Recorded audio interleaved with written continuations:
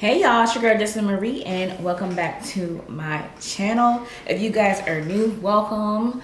This is a place where we heal, we grow together. It's a channel about everything, literally a little bit of everything. So if you like the content that I bring to you, or if you want to see more, go ahead and click that subscribe button below to join the family. Alright guys, so I'm going to go ahead and get straight into today's video. I'm going to be talking about fibroids. If you guys follow me on Instagram, then you've seen in real time that I had posted a picture of myself in the hospital. I'll probably go ahead and just kind of show you the picture that I have. And first and foremost, I honestly just want to thank everyone for their support.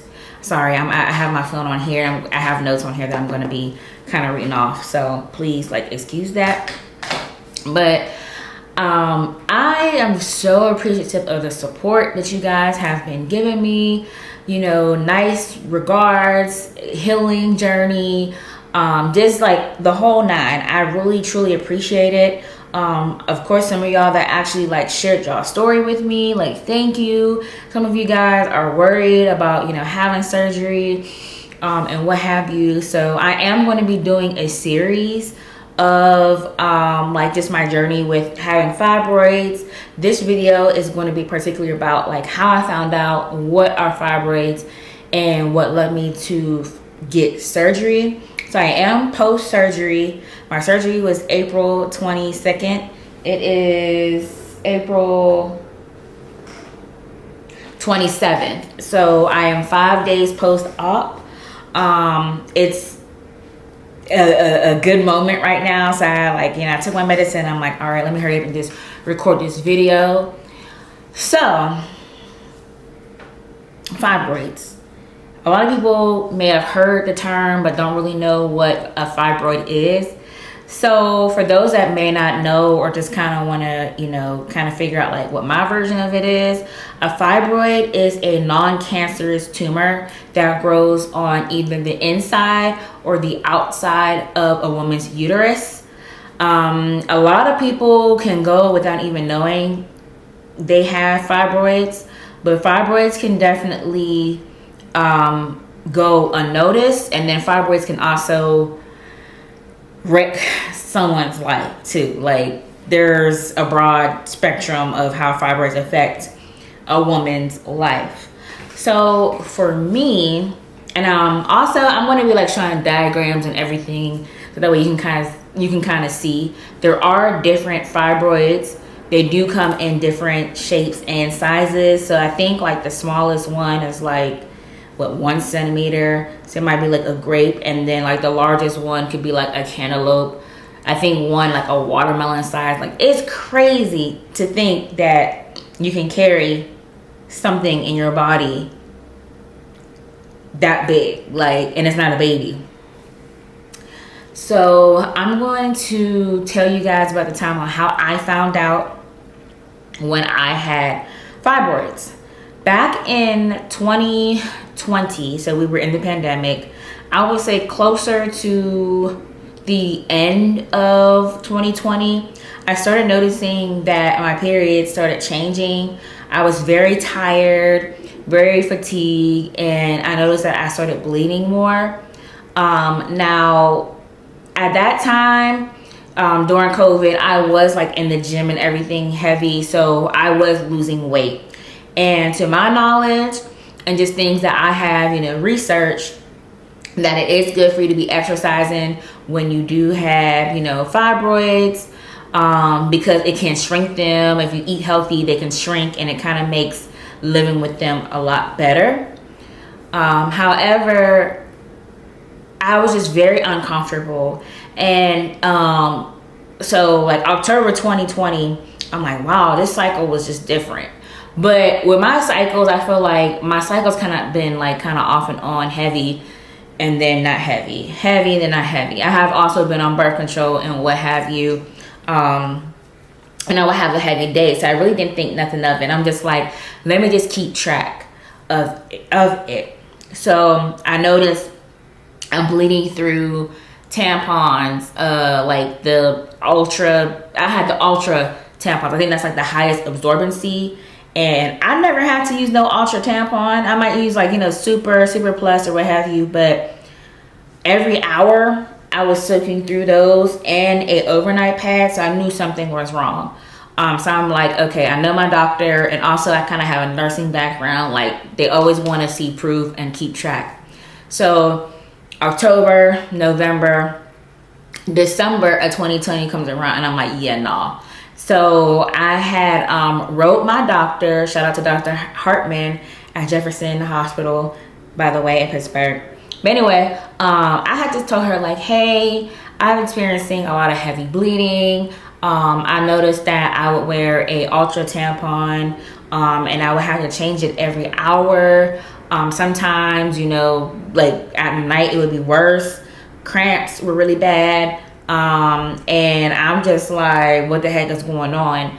My mom, she had fibroids, so that's how I kind of knew and my knowledge of fibroids, but I was a little bit young. She had them when I was like, I think 11 or 12 or something like that. So I really didn't know much about it, but I knew my mom had to get a hysterectomy because hers was just so bad to the point where it was like life threatening. Like, she literally had to have an emergency hysterectomy.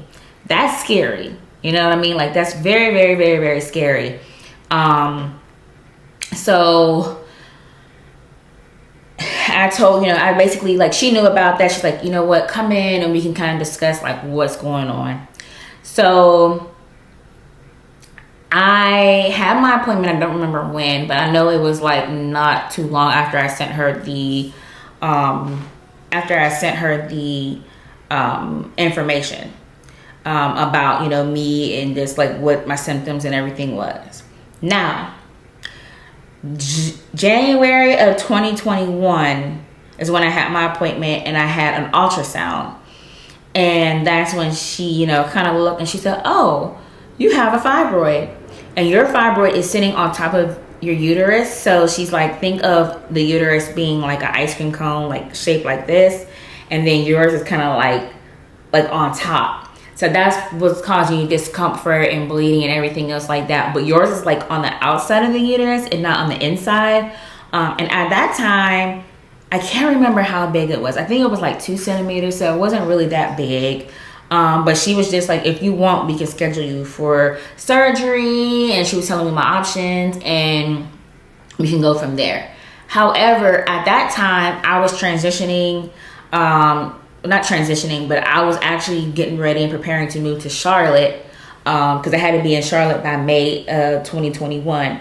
And when the surgery was scheduled for me, it was actually May 15th of 2021, and I had to be in Charlotte by May 21st of 2021. So that wasn't going to work.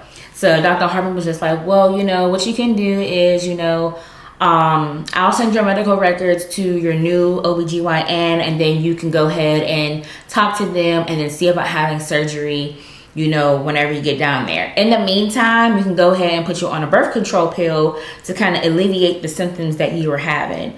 So I ended up going on a birth control pill. I really do not remember the name of it, but I will figure it out and kind of put it somewhere over here, the name of it. It definitely helped. It was a low dose hormone. And then my periods were great. I was very intentional with finding providers down here. So I really wanted a African American doctor, OBGYN, because if you think about like the stories that people be saying and horror stories and people saying that they've been talking to their doctor saying something's wrong as far as women, and they don't be getting checked until it's like too late. Like, nah, I didn't have time for that. So I was very diligent in asking around with who would be the best fit for me. So then I ended up meeting Dr. Brandon. She's amazing. And she was just like, well, what's your plan? Like, you're on birth control, but what's your plan? Do you want to have babies? Do you want to, you know? So I was just telling her like, yeah, you know, I do want kids eventually, not at this moment. However, like, what does that look like with me having surgery? So when she did another ultrasound, she had the medical records that was sent to her.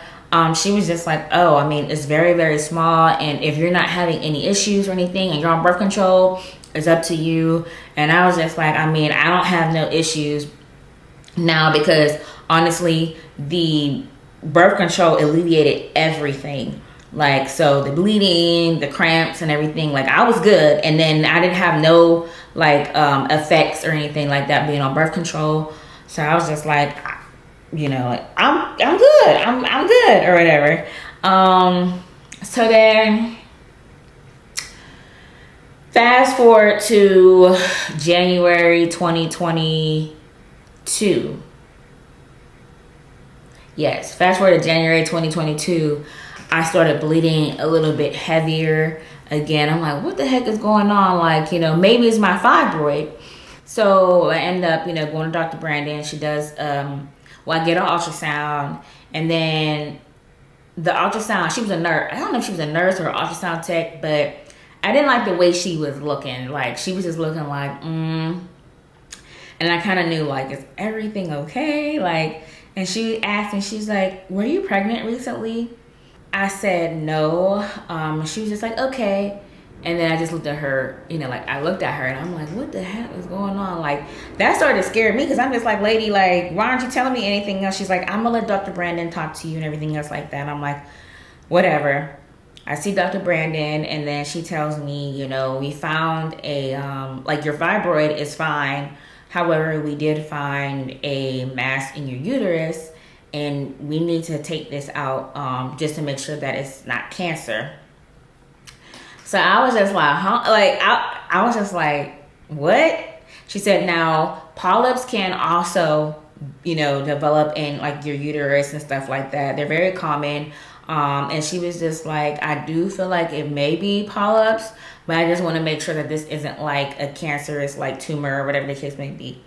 And she kept it real with me, and I was just like, oh my gosh, what you mean? Like, I'm only, at that time I was what, 31, 30? I was about to be 31 because I moved here when I was 30. Yeah, I was about to be 31. And so, you know, I ended up, you know, having some health issues. It had to get postponed. It took me off birth control. And then I ended up getting a surgery. So it was a polyectomy and a DNC. And I had to get the DNC because my endometrium line, the lining of my endometrium was very thick. And that was causing the heavy bleeding. Like, so it really wasn't the fibroid. It was my endometrium being, really, really thick. And so she had to scrape, you know, all that stuff out. By the way, I hope I hope you guys are not getting like grossed out or anything, because I'm probably just gonna put like a warning sign in the beginning so that way you guys know. But, you know, like, I'm being just very transparent with y'all just on my journey with this whole fibroid stuff. So, so, you know, they did the DNC, they took the mass out, and then by the grace of God, it was not cancer, they were polyps. And then my periods were great, like awesome. So like, even though I had that, what's it called? The fibroid, like I wasn't having any issues or anything like that. My bleeding, like the heavy bleeding stopped. The cramps and stuff were very minimal. And I was, you know, pretty good, you know, so I was just like, all right, so I went my merry way, didn't have no issues, no concerns. I wasn't on birth control. I was really, really, really good. So then fast forward to, so it's 2025. So fast forward to, I would say the beginning of this year, I noticed that, I would have a lot of back pain. I'm like, why am I like in so much pain? Like back pain. Actually, I probably was experiencing this before January, but my mind can only think of just January of this year. But I would just have a lot of pain, like back pain, pressure in my hips. And then on my periods, I've noticed like my cramps were like, boom, full force. Like it was kicking my butt to the point where I would be bedridden the first day. The first day of my period was always the worst. Like I would be, you know, bleeding super heavy. And then I would just be so uncomfortable and just not myself. Like I would take an ibuprofen 800, that wouldn't even knock the pain out, and I'm just like, what is going on? So I had my yearly appointment. I think that was like what, February, my yearly like physical or like yearly pap smear or something like that. It wasn't a yearly appointment, it was my like checkup appointment because I had surgery back in December, but that's something different. And you know, I was telling her like, you know, I'm noticing I'm having like a lot of pressure and everything else like that. Can we kind of check, you know, my fibroids, because I would like to become a mom soon. I'm thinking about, you know, becoming a mom within like the next 2 years. So what does that look like, especially with me having this fibroid? And she said, oh yeah, we'll go ahead and we'll schedule your ultrasound and just kind of check it out, see what's going on, everything else like that. And at this time I have a new OBGYN because Dr. Brandon ended up being, she ended up closing her practice. So I ended up with Dr. Morrison, and I love her too, by the way. So she calls me and she schedules the ultrasound, and then I go in, and I think my ultrasound might have been in March, the beginning of March. And it's so crazy, y'all. So I thought I was having like a, I forgot the name of it, but I'll put it on the screen, where the ultrasound is like on the belly. But they gave me an ultrasound that was like internal. So it went like in my vagina, to see. And I so wish, I think I have like a clip of like the, and I'll insert it here, like the clip of like my little ultrasound thing, whatever. I think I do. And when she inserted the ultrasound inside me, literally all I saw was this big like thing. I'm like my mouth literally dropped, and I'm like, oh my gosh, like the fibroid got really, really, really, really big. And then she's just like, whoa, like she's measuring it. I think it measured at like 8 centimeters or something like that. And then it was like a grapefruit, because of grapefruit basically. And then she was like, oh wow, like this one's like, it was just literally right there. And I was able to see, I said, oh yeah, that's a fibroid. Like I was able to see myself and read it, like, whoa. And then she kind of like looked around, and then she's like, oh, we have another one. I'm like, another one? You know, and I'm like, oh, so I have 2. She's like, yeah, we only see 2. I don't see anything else. And then I was just like, wow, like, whoa, 2, like 2, why do I have 2 fibroids? Like, where did the other one come from? Why do I have another, you know, like another one? And so then, you know, after the ultrasound, I talked to Dr. Morrison, and she was just like, hey, so, you know, you have one in the front, an anterior one, and then I have a posterior one. So anterior is the front, posterior is the back. So the anterior one was like this big. And she's like, that's pretty big. And then the one that was on the back of my uterus was like, maybe like this, I would say. And it was on a stalk. So they call it a pendiculated fibroid. I hope I'm saying that correctly. And I was just kind of like, what, like,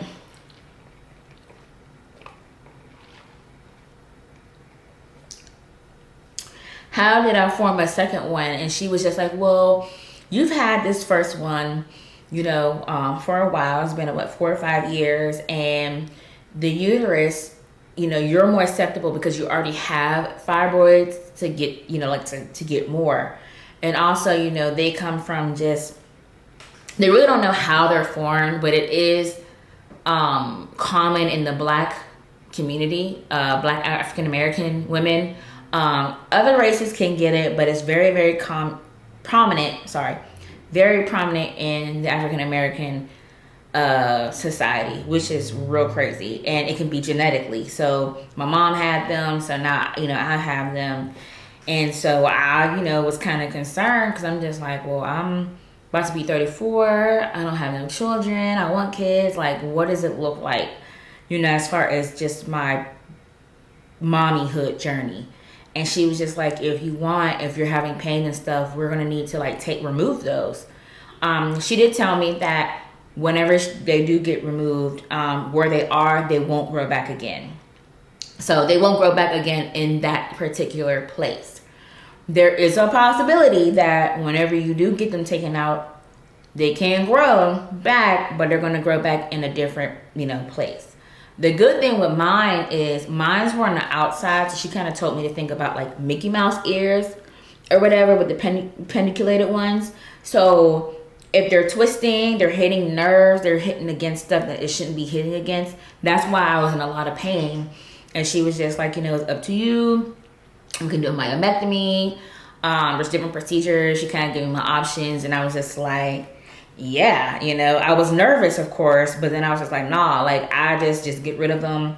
I spoke to my mom. My mom was just like, I've been wanting you to get surgery. That's not good to even have that, you know, like in your body and stuff like that. Like, get rid of that. And I said, okay. So that's when we scheduled my surgery to be April 22nd. She told me about like the healing process and everything else like that. I did record a pre-op appointment. So that will be the next video after this one that you guys will see. And you know, like I kind of was like very informative of what was to expect for my surgery. So yeah, so you know, she told me my options, recovery time, and all of that stuff. So I'm like, okay, 2 weeks, you know, not bad or anything like that. And then I was just like, okay, let's just say after surgery, I wanted to have a baby. And she was just like, within the next after 6 months, when you're truly healed, you can. I definitely could have had a baby even with the fibroids in, just because they were on the outside and not the inside. So my baby would have been perfectly fine. The fibroids wouldn't have been, you know, like crushing the baby or anything like that. And I would have been able to have like a perfect, healthy vaginal birth. And that's like one thing that I liked. But I said, you know what, since it's pretty huge and I've seen it for myself, I'm just like, let's take these out, especially if I have another one in the back and the pressure. Like we don't got all time, you know, I don't have time for that. So yeah, so that was kind of like how I decided to get surgery. That's what my signs and my symptoms and kind of just like what fibroids were and are. So to my knowledge, you know, fibroids can really impact a woman's life. Just because of the heavy bleeding. Some women have it so bad to where their stomach gets extended. They feel a lot of pressure. They're bleeding real crazy, you know, just very uncomfortable. You know, you're always cold because then, you know, you become anemic. You know, when you lose so much blood, you become anemic, and, you know, that's causing like other symptoms too. I know that fibroids, I've read, have been linked to depression, which I can kind of see that too, because I definitely dealt with depression. But I can see that because if you think about it, you're bleeding, you're having long periods. Some women out of 30 days out of the month, they bleed in 20 of them. They only have 5 days of rest and then their period's coming. Or sometimes it could be irregular where they have a heavy freaking period and then they're not having periods for 4 months, and then like it's just, you know, hormones and everything out of whack. So I can definitely see how depression can be a part of it, because it's just like I'm winded, I'm always tired, you know, you're really drained from it. I'm trying to think. Also, vitamin D. So if you have a vitamin D deficiency, that's very, you know, common too when it comes to having fibroids. Okay, so that's pretty much, you know, all I have to say just about fibroids, and then just what led me to have the surgery. Like I said prior, I do have a video. The next video is going to be you guys coming with me to my pre-op appointment, and that's basically getting prepared for surgery, what to expect, my downtime, and what have you. And then I also recorded my journey as far as like me actually getting the surgery, so you're going to see, you know, how I am, my time in the hospital, and things like that. And then also I'll probably have like my 2-week update, and then I also have a post-op appointment, so I'll also record that as well. So one of the things honestly that I can say is really be in tune with your body and advocate for yourself. Y'all told me like y'all didn't even know you had it for so long and doctors couldn't figure out what was going on. You ask them for an ultrasound. Be like, listen, something's going on, whatever the case may be. I'm going to the hospital. I need an ultrasound because I want to make sure that this is not fibroids. Even if you have to be like, you know, well, there's family history of fibroids. or I may think I have fibroids. Don't tell me I don't if you didn't do no ultrasound. Now, if you did an ultrasound and you see no fibroids or whatever the case may be, then that's one thing. But you need, like, no, advocate for yourself, especially you being an African American woman, because so many women be, you know, dying left and right, and like we don't have time for that. No. If you guys have any questions, I am here. I have gone through it. I understand mentally, emotionally, physically. I've been through it, and I want y'all to honestly, like, know that you do have, like, a little big sister that came, you know, and experienced it. And I'm here to help y'all. So don't be afraid to contact me, email me, reach out to me via Instagram. I'll put my Instagram right here. You know, do not be afraid, because I want y'all to succeed. I want y'all to feel better. And also, don't be afraid of having surgery either. I feel like that was the best decision I ever made for myself. It can be very scary, but I mean, we have God on our side, right? God's a healer. Like, there are those that do find ways to naturally shrink fibroids. Whenever I talked to my doctor, she said you really can't, like, shrink them. But it's to each his own. You know, I don't want nobody coming for me or whatever the case might be. Everybody's experience is different too. Everybody's body is different. So what may work for you may not work for me. What may work for me may not work for you. But I will say this: diet is everything. You know, eating green vegetables, you know, lean meats, just making sure that you're having your, you know, your fruits, your vegetables. Limit your alcohol intake and things of that sort, because it definitely helps too. And sometimes, you know, as far as if you drinking and you're on your period, drinking the alcohol can make you bleed even more too, FYI. But that's all I have for you guys. So, and if anybody is recovering right now from surgery, you know, I definitely wish you a safe healing journey. It's hard. It's definitely difficult. If you guys are thinking about surgery, please go for it. I hope my videos will give you peace and understanding. And if you're still confused, I am here to help you. Those that may have it, keep holding on. Please advocating for yourself. You know, like, you got this. And for those that may not know what's going on, definitely talk to your doctor and just, you know, just see, like, hey, I've been doing some research, and I've been noticing that I have been having, you know, heavy bleeding, and my cramps is really, really bad, and I'm noticing I'm bloating a lot, you know, and it just doesn't hurt to ask for, you know, an ultrasound just to check for fibroids. Thank you so much for watching this video. Don't forget to thumbs up. Leave comments below. I would love to hear about your experiences or any questions you may have. And I will see you guys in the next video. Peace.